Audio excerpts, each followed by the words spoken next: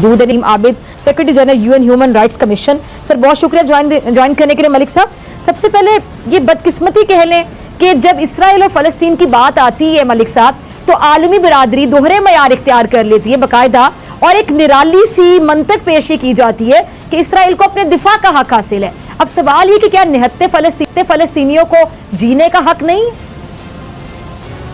अस्सलाम वालेकुम जी, आपको और आपकी बिहाइंड कैमरा टीम को और आपके तमाम ऑडियंस को अस्सलाम वालेकुम पेश करता हूँ। Good to be on your show. देखिए, दो बातें मैं अर्ज करूंगा अगर आप मुझे इजाजत दें। पहली बात तो ये, एज ए सोवरेन कंट्री मैं इस चीज का हमायत करता हूँ कि यस, इसराइल को अपनी हिफाजत करने का, डिफेंड करने का हक हासिल है, लेकिन डेफिनेशन क्या है? सबसे इंपॉर्टेंट चीज ये है कि डिफेंस में और वायलेंट ऑफेंस में बहुत फर्क है। जहां तक ताल्लुक है निहत्ते फलस्तीनियों के साथ जो कत्लो गारतगरी हो रही है, इसमें तो दुनिया का कोई कानून, दुनिया का कोई ज़ाब्ता इस चीज की इजाजत नहीं देता कि आप सैकड़ों और हजारों मिसाइल उन पे फेंकना शुरू करें।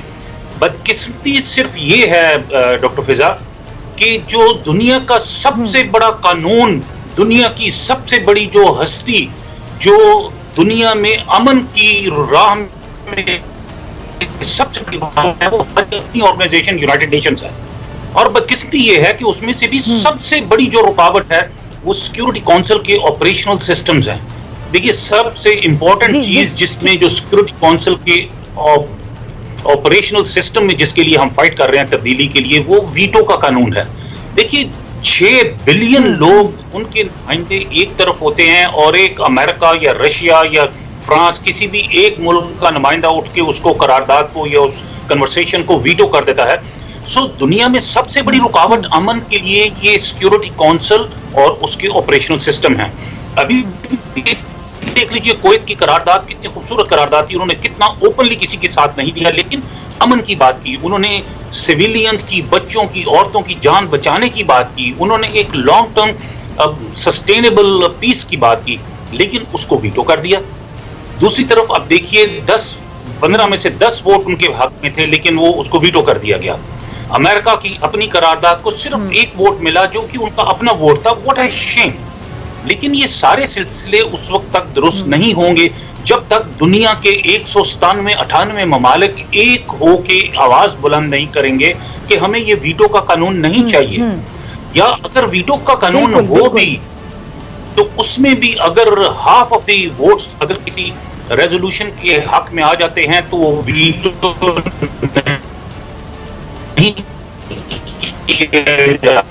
और भी बात अर्ज करूंगा, बदकिस्मती ये है कि 57 इस्लामिक कंट्रीज में से बहुत कम इस्लामिक कंट्रीज हैं जिन्होंने ओपनली ये आवाज बुलंद की कि फलस्तीनियों, स्पेशली फलस्तीनी बच्चों और औरतों और बूढ़ों, जिस आपने फरमाया, उनके साथ बेइंतहा जुल्म का उनको शिकार किया जा रहा है।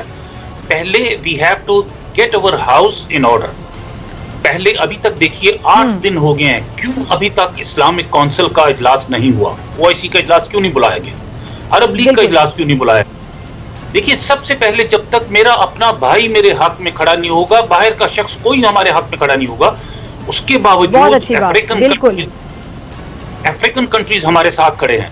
जिस वक्त ये डिप्लोमेसी जो है ये अमन के दौर में बिल्ड की जाती है, रिलेशनशिप अमन के दौर में बिल्ड की जाते हैं। इस वक्त अगर आप कॉल करेंगे सियरा लियोन को, तो सियरा लियोन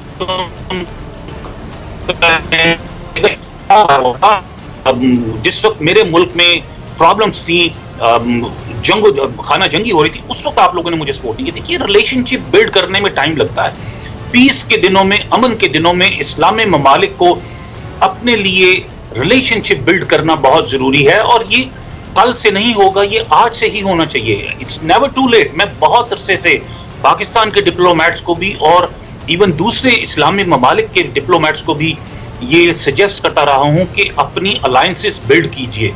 देखिए, फलस्तीन पे जुल्म हो रहा है, कश्मीर पे जुल्म हो रहा है, दुनिया के हर मुल्क को पता है।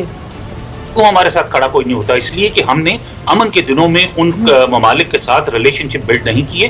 नेवर टू लेट, आज शुरू कर। अच्छा मलिक, सॉरी मैं आपकी बात काट रही हूँ। आपने बड़ा एक अहम पॉइंट अभी रेज किया कि जब आपका अपना भाई आपके साथ नहीं खड़ा होगा तो बाकी दुनिया कैसे खड़ी होगी।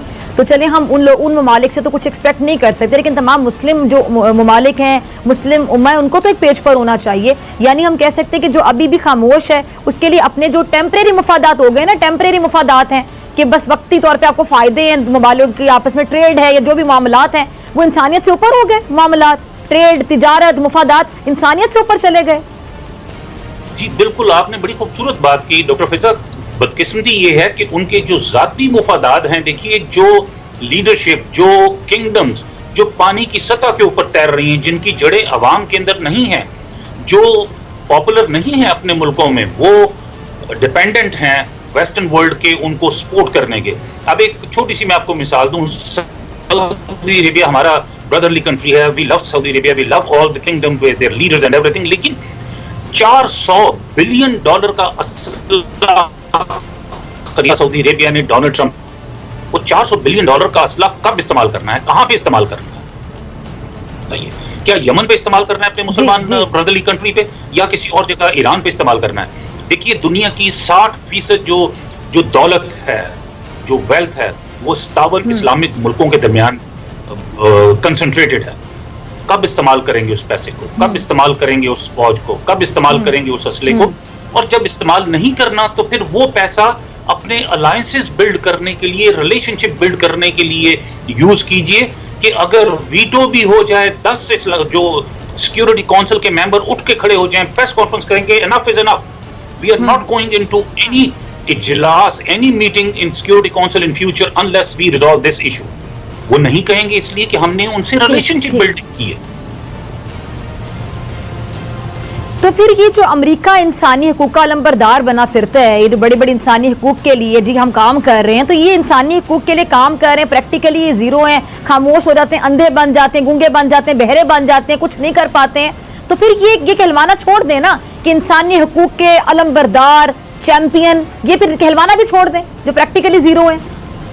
جی آپ کی بات بالکل بجا ہے. دیکھیں بات یہ ہے، انسانی حقوق جو میں آپ کو یہ بھی ایکسپلین کروں، امریکہ کے انسانی حقوق امریکہ سے شروع ہوتے ہیں اور امریکہ میں ختم ہوتے ہیں، اور وہاں پہ آؤٹ آف امریکہ صرف وہاں پہ ہوتے ہیں جہاں پہ ان کا ملٹری کا مفاد ہوتا ہے، جہاں پہ انہوں نے اسلحہ بیچنا ہوتا ہے.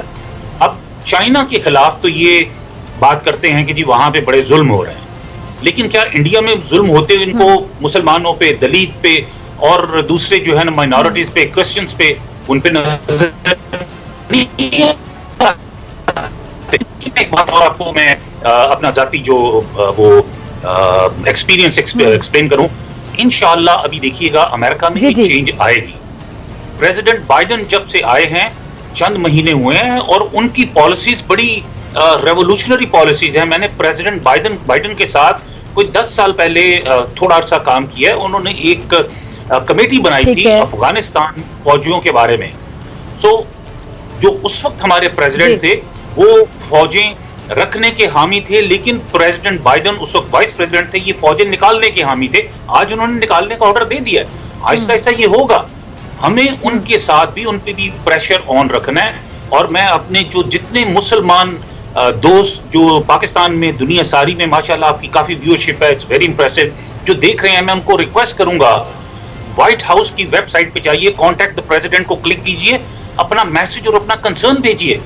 میں نے ذاتی طور پہ ان